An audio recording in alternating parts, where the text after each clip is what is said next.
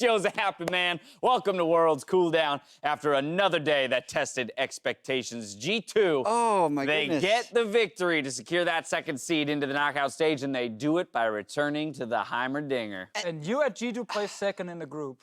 at the start of the day. Not in my World's Pick'ems, I will admit. But after seeing them play throughout the group stages, I did make that adjustment. We all got it right. We just got the first one wrong. The order might have been a little bit out there. Afrika, man, they showed up today too. We can't forget that. But G2 here, right down the to the end, they pick up the victory.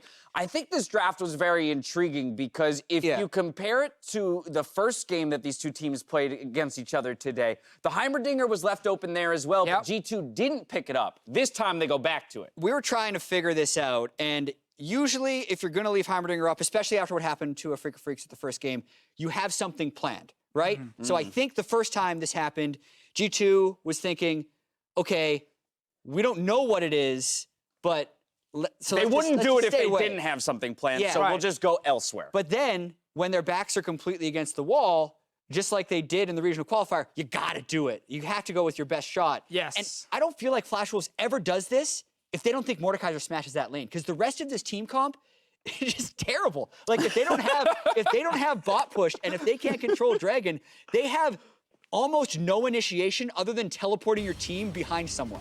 So, fun little story here. The Mordekaiser pick, when they got locked in, there were some tweets happening from some of the National League coaches in Europe. And one of them said, you know what? G2, they know everything about Mordekaiser. They've spent a month scrimming National League teams who are playing Mordekaiser bot lane. So they're not going to be surprised. Now, obviously, we can't fully confirm this yet, but this is what's being said by some of these coaches. And what we saw in the laning phase, and I will just admit already, I'm not a Mortar versus Heimerdinger expert, but what did see, I'm not yet. What we did see, which I think was smart, because it seemed to make sense, was whenever the 3 turrets were down from Yarnan, and Mordekaiser would then put W on Tahm Kench and walk into the middle of the lane with the turret, we would just headbutt him away. Not combo him, just headbutt him away. W would run out, the turrets would stay alive for a little bit longer, and Mordekaiser tried to get push going multiple times, got it a few times, but not often enough. Because when you play Mortar, you want to get bot control into Drake, into turrets, and then we all go, wow, Mordekaiser, brilliant pick, how smart. If you don't get it, however, we're like, useless. Like, but Flash Wolves could never know that, right? This whole idea that G2 actually has practice around the pick of Mordekaiser with their own Heimer. It was amazing, and I don't want to take credit away from G2 because they still won both of the solo lanes, like they have done so many times in the past, even dating back to play-in, and they did play the game with a lot of patience. The later it went, I felt like the more they realized how much they could actually just walk up to a turret and auto-attack it, and how little recourse Flash Wolves actually had. Like, we criticize Flash Wolves so much for not drafting enough Engage, and then their final team comp is Tahm Kench more Talia. Like, that hurt them so much. They gambled really hard. And you know what? Respect for that as well, right? Just as much as G2 went back to comfort, I do respect the gamble. And hey, we got to try something different in order to put them on edge and maybe grab the victory. But it falls in favor of G2 this time around. And while the Heimer pick was incredible, I want to talk about just how much fun I had watching Perkz on that Aurelia. Some incredible outplays, multiple times dodging Urgot ults with either a stasis or a fly. You know, it was just incredible to watch him pilot that champion. And that's, you know, obviously the focus goes to bot lane, but as you highlighted, Jed, and as you just said here, like, the 2 soul laners also got comfort picks. Especially Aurelia for Perkz. We've also seen Wonder played. Like, that's kind of the big thing for me in this draft, where I felt like earlier today, Flash Wolves tried to take away a lot of picks from G2 and say, we're going to deny you comfort. This draft, they were like, we will give you everything you have actually succeeded on so far, also the Heimerdinger. And Perkz showed if you don't have a good pick against him specifically, he gets the early kills. And Hanabi on Urgot was not the answer for Flash Wolves. Because, there were some dodges, but some of those ultis were also flying left and right. To say the least. To give us some pro insight on how that tiebreaker played out, though, we're going to send it over to Shox and G2's victorious mid laner. Thank you very much, guys. I'm here with Perkz. After one hell of a day, and after 3 years, you have finally made it to World's quarterfinals. What is your first reaction? Well, my first reaction, to be very honest, I don't know how to feel, because it's like, I feel like we could have been like first seed. So that was like, I'm like so ungrateful. I don't know. I'm really grateful they made out, but my feelings when we won was like, wow, we could have been first seed. You know, if I just maybe played a bit better. Like the Castle game, I was really like, I set myself to carry the game alone with the draft. Like it was like really meant for me to carry, and we didn't win, so I felt like a bit bad. But I knew we could win against Slashers. Even like the game before, if we just won against Slashers, we would have made it out first as well. Overall, I'm just super happy that we didn't make it out. It's after such a, like, to be honest, kind of disappointing year. We picked it up at the end. We are playing better than ever, right? And we are having very close games and winning games against the best teams in the world. So this is something I would probably not expect. I mean, we lost quarterfinals. I didn't even expect we would even make it to Worlds. I thought it was just so fucking doomed, but now we are here and we are in quarterfinals and we are gonna play against KT, RNG, or IG. Fnatic. Or maybe Fnatic. Actually, I would love to meet Fnatic. That will be hype. So it's gonna be against very good teams, and I think that we do have a chance of winning against them and upsetting. So, of course, they are the better than us, but we are the underdogs, and I'm just really happy. Yeah, I mean, you answered everything that I was going to ask you. One thing I do want to talk about is that you talk about, you know, it was a hard year. When you think about it, isn't it odd, or isn't it just interesting that you came to Worlds twice, you were in a super hard group with the best G2 roster, right? But you're still here, and you made it work with all these guys. What do you have to say about your new teammates and all the people around you that also made it happen? They're just really fucking good, and that we just like, my teammates are really, really good, and they work hard, and they are like matching and beating the best in the world, right? So it's like we did a good choice with the roster, and it's paying off. Like in the long run, right? We didn't win, but next year maybe, you know, I think we have a chance. So yeah, I still have to process everything, you know. Of course, I always want to do more, you know, but I have to be happy with some things, you know. And right now, this is like the first goal that I accomplish for myself, and I just feel a bit relieved. So yeah, I don't really know what to say, right? It's okay, it's okay. I see that you're conflicted because you wish you had done more and you had that first seed. But I can tell you, for everyone in EU and a lot of people watching, that you guys played your hearts out in that last game when it mattered, when you were up against it, and you overcame all the emotion and the stress. Is there one final thing you want to say? You're going to quarterfinals, finally! Well, I would like to thank to everyone who supported us. Like, it really means a lot, like seeing supporting messages when we are like new roster and we are struggling, and people who like never didn't doubt us, especially after the 0-3 quarterfinals. That's like really stinks, you know. But yeah, it's been great so far, and making it after 3 years out of groups is very nice, and I think that we are not just done yet, you know. So. They are not done just yet. Well, we've seen a lot already. Thank you very much, Perkz. They're going to the quarterfinals. Whew. Back over to you guys. Thank you very much, Jack. See, I personally love that he's not satisfied with the second seed, right? I mean, he talks about how, yes, it's wonderful that we're going through, but he's already thinking about, you know, the ways that they could have achieved first and looking to better himself. It was actually the same story after the MSI final that G2 played in 2017 when they got 3-1 by SKT. We came down after like, hey, amazing, you guys made it to the final. It was a competitive series, and he was just mad. Right. He was like, wait, we could have beaten these guys, you know? And it's the same feeling from him now. And that is one of the reasons a guy like Perkz stays at the top. Because he's never happy. He's always like, no, we can do more. We can win harder. It's still kind of crazy to me, though, if I look at G2 in the summer split.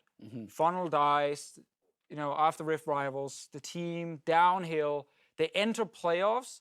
They get 3-0 by Misfits, stomped. Like, literally stomped. They go into the gauntlet, and we all look at them as the weakest team of the gauntlet ones based on the quarterfinal, based on the last half of the regular season. But then they actually manage to start playing a lot more around Wonder. They find good picks for Yana, and he steps up big time in the bot lane as well. And they make it to Worlds as a third seed for the first time as G2. You're always first seed. Yeah, they've always been the first seed. Always the big favorites from Europe. Not this time. Third seed, play-ins. And then they actually get out of this group, even with a very, very hard day for them, with a lot of very close games. In the end, it is the Heimerdinger, and they do it. Yeah, and this is how Perkz finally makes it out of group stage at Worlds. This is how G2 has their best Worlds performance ever. Sometimes it does feel like when the expectations change for someone and you get a completely fresh look on something, you can find your way to better results. Because, like, Perkz, especially in Summer Split when they lost in quarterfinals, in the back of his head was probably missing last year's roster, right? The picture was Sven and Mithy. Yeah, Sven and Mithy, thinking about even Trick's 2 MVP splits when he was in 2016, playing out of his mind. But this year, right, like, I thought Jankos had some insane games, especially on their 2-1 start. So, like, a couple days ago, as the jungler that they didn't have last year, right? They didn't have the pocket Heimerdinger pick last year, right? And how clutch did that come in for Yarnan this year? So really cool how they completely changed their identity to get further than they ever have before. And the one advantage it gives you is to not be complacent. It's very easy when, hey, we've been the kings of Europe. We keep winning. We keep winning, right? You know, it makes it hard to kind of look for and identify those areas of improvement. But this time around, they have had to go through all of that adversity to get to where they are, and it's continuing to pay off. Now, the slugfest we witnessed today produced some MVPs. So let's review the MasterCard players of the game. We have Afrika Freaks Tucson, G2 Perkz, Flash Wolves Swordheart, Afrika's Spirit, Fongvu Buffalo's Big Koro, Afrika's Kuro, and joining them is Yarnan from the tiebreaker. Good job not getting tripped up by the Kuro. Yeah, you know, I do all right sometimes with the prompter reads. Yeah, and the final game, as you mentioned, Yarnan, because of the Heimerdinger, really, there is no way that Flash Wolves didn't think the Mordekaiser Tom Kench would smash that lane. So the fact that, once again,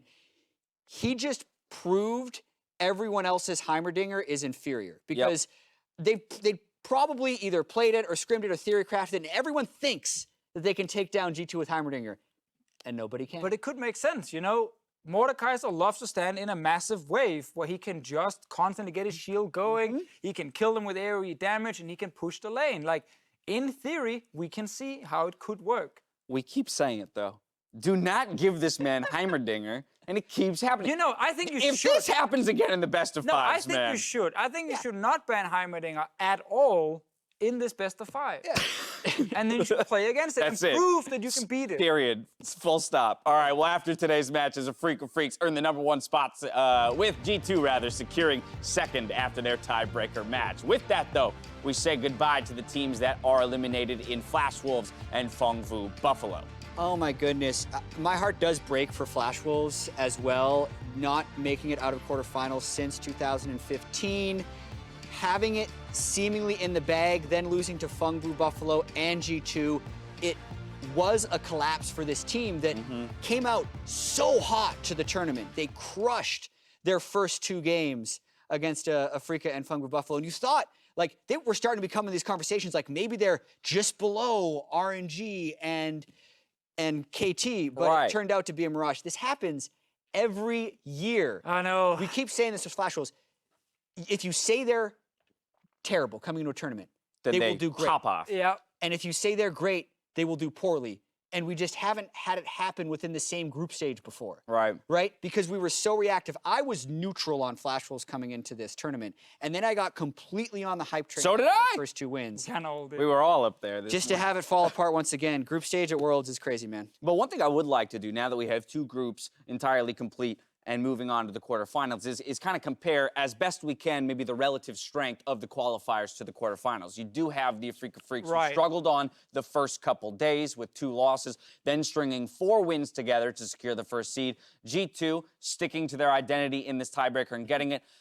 But out of Group B, you got RNG and Cloud9, who definitely impressed with much quicker-paced games. Yeah, very different styles between 2 groups, which is very interesting. They kind of all 4 teams ended up playing somewhat the same in Group A, and then the same can be said, obviously, for the faster games in Group B, where only Gen.G couldn't do it, and that's why they ended up dropping out. But I think if I look at RNG and C9, because the games were faster, because we got to see a little bit more snowball executed, they looked stronger. I think RNG on paper will look stronger here than Afrika as a first seed for sure. But to me, I think when these teams face each other, I'm not sold on the fact that that C9 will just like run over a G2 or Afrika. Yeah, I'm not sold on that either, but I think the point of the games did look slightly harder yesterday than they did today, and that I think that group is probably a little bit stronger. It was coined the group of death, and then Gen.G didn't even make it out of that group. Basically what we're saying is a lot of 2 seeds are looking for that match against Afrika and hoping they get it. But let me ask you this, and maybe this is too in the weeds. The way that the two groups played out, how do we feel that those come at odds, right? The idea that Afrika today was able to slow the pace of games down in order to get some of their victories. Can they do that against Cloud9, or will Cloud9 RNG just steamroll them to a finish? I think they can, because to me, the greatest strength of C9 yesterday was not super fast early snowball. It was actually very creative picks that could give them really cool, like almost like wombo combos in teamfights they could use, like a Hecarim pick that you combine with other hard engage, and you could then like run people over very quickly. Not necessarily from level 1, but once you start getting into some of the first skirmishes and big team fights, and also the Zillion drafts. They're not meant to be early snowball drafts. And against RNG, the game did go pretty long. We got big late game team fights. I think that is what Afrika wants.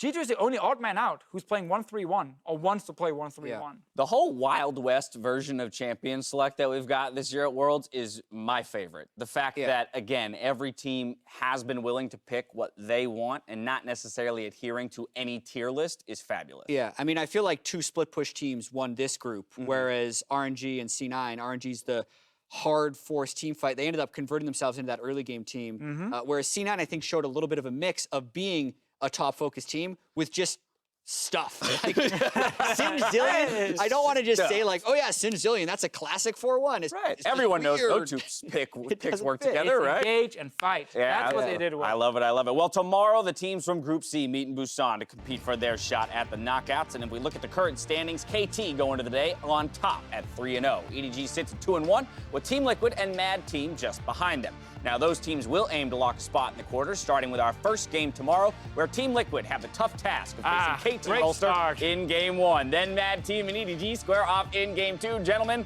looking at that schedule, what are your preliminary thoughts? Come on, man. Against KT. We got to start there, right? That's great for TL. They get a quick win against KT. Oh, yeah, there it Big is. confidence right there. Momentum going into the next couple of games. Then they lose to Mad Team and still don't get out. That's how we can see it go based on the 2 days so far. I mean, you call that the vitality. Yeah, basically right? That's actually what they did. They it is beat exactly team, what they did. And they beat the 2 seed, and then they lost to the 3. Okay, oh, no. I will make a prediction I'm so now. worried. KT 6-0. All right. To be fair, I said the same for RNG. Right. Didn't happen. Right.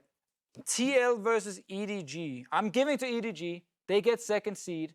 I think tomorrow will not be as crazy and close as the last 2 days. I can jump on the 6-0 train with KT. I think even though I also said 6-0 for RNG, I'm more confident in a KT 6-0 than an RNG. I think the day comes down to when TL plays EDG, right?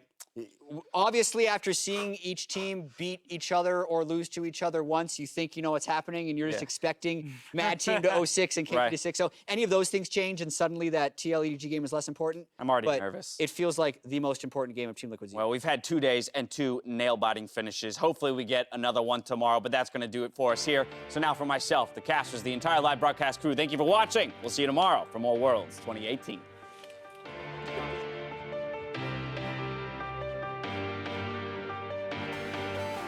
Summoner's Rift now for the first game of the day. Afrika Freaks 1-2 after the first round robin. The Flash Wolves 2-1. Kramer grabbing the kill onto him, as now the Cho'Gath likely going to be killed here next. Maple goes stasis 2, but it's already a double kill over the Afrika Freaks AD carry. Ladies and gentlemen, there go the kills we're talking about. Sir, JC's here. No flash there, no flash there!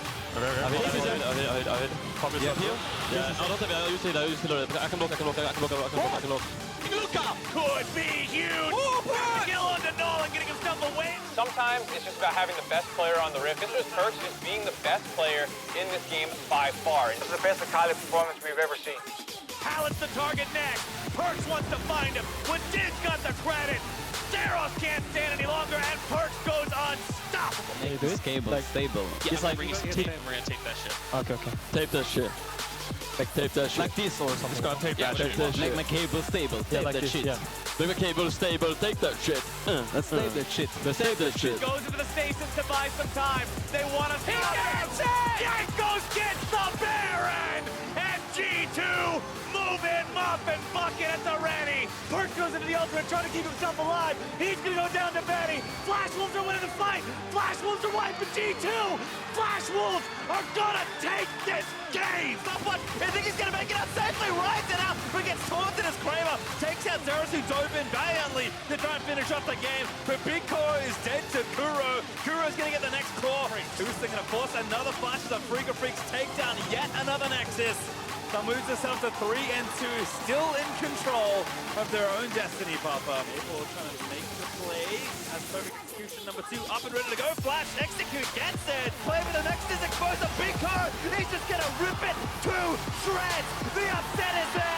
He's got the Perkz, but Kramer is trying to rip everyone to pieces. Perkz though is cutting it out. Perkz, he's so low as Kramer surfs in at just the right time. Freak of Freaks after starting 1 and 2 go 3 and 0. They guarantee themselves first seed. He's gonna be the target in the front line. The time kick is gonna get picked off here. Gyanan able to slay the first beast. He pops the stone plate. G2, they're gonna get another kill here as the Urgot cannot defend. And G2 on the precipice of pushing to their first quarterfinals.